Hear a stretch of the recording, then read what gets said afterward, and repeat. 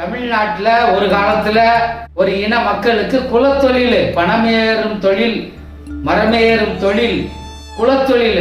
அந்த குலத்தொழில அசிங்கப்படுத்திட்டார், வாடை கட்டி அசிங்கப்படுத்திட்டாரு இந்த சீமான். அவெல்லாம் தமிழனாவன். ஒரு காலத்துல பல லட்சம் குடும்பங்கள், தென் மாவட்டங்கள்ல பல லட்சம் குடும்பங்கள் வாழ்வுக்கு, அவங்களுடைய வாழ்வாதாரத்துக்கு, அவங்களுடைய பொருளாதார தேவைக்கு உற்ற நண்பனாக, ஒரு ஊன்றுகோலாக இருந்தது இந்த பனைமரம்.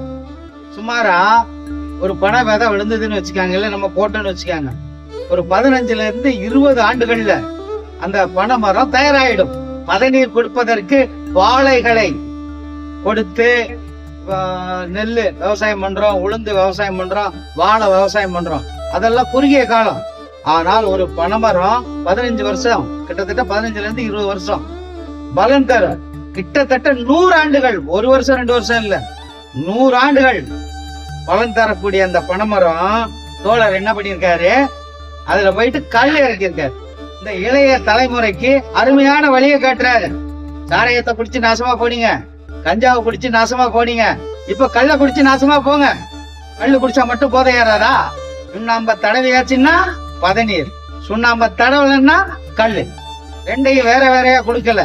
மரம் கொடுக்கறது ஒண்ணுதான், பனஞ்சாறு ஒன்னே ஒண்ணுதான். அத மனுஷன் தான் என்ன பண்றான், போதை பொருளாவும் உடலுக்கு நன்மை தரக்கூட பதநீராவும் மாத்தி மாத்தி இறக்குறான், ரெடி பண்றான். அதிகபட்சம் ஒரு பனை மரத்துல ஒரு 6 பானையை சீவி பானையை கட்டினாத்தான் அருமையாக வரும் பதநீர். 10 பானை எல்லாம் கட்டினா வேலைக்கு ஆகாது. 4 பானை 6 பானை, 6 பானையில இருந்து இறக்குற அந்த பதநீரை ஒரு குடுவையில இறக்கி எடுத்துட்டு வந்து 4 பனைமரம் 5 பனைமரம் ஏறினாலே ஒரு குடம் நிறைஞ்சு போகும். இன்னைக்கு தண்ணி எடுக்கிறீங்களே குடம், 10 லிட்டர் 12 லிட்டர் குடம், 4 பனைமரம் 5 பனைமரம் ஏறினாலே அந்த பானை ரொம்பிடும். அந்த பானை தூக்கி சுமந்திருக்கோம். அந்த காலத்துல எங்க தாத்தா பனைமரம் ஏறும்போது நாங்க சுமந்திருக்கோம். ஆகவே தோழர்களே, சீமான் தவறான வழிகாட்டுறார், இந்த இளைஞர்களுக்கு தவறான வழிகாட்டுறார். ஒரு நல்ல வழியை காட்டியிருக்கலாம். எப்ப பதநீர் இறக்குங்க, லட்சக்கணக்கான பனைமரம் சும்மா கிடக்கு. அந்த பனைமர தொழில் செய்ய ஆள் இல்லாம லட்சக்கணக்கான பனைமரம் தமிழ்நாட்டுல சும்மா கிடக்கு. அவ்வளவுத்தையும் பதநீர் இறக்குனாலே போதும், கல் இறக்க வேண்டிய அவசியம் இல்ல. சாராய கடையை மூடணுமா, அது கரெக்ட், ஓகே ரைட்.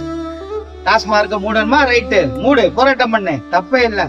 ஆனா ஒன்னே ஒண்ணு சொல்லு, எவனுமே, நாம் தமிழர் கட்சிக்காரன் எவனுமே டாஸ்மார்க்ல சரக்கு வாங்கி குடிச்சுப்பிட்டு போராட்டத்துக்கு வரக்கூடாது. டாஸ்மார்க்க மூடுற போராட்டத்துக்கு சரக்கு வாங்கி குடிச்சிட்டு வரக்கூடாது.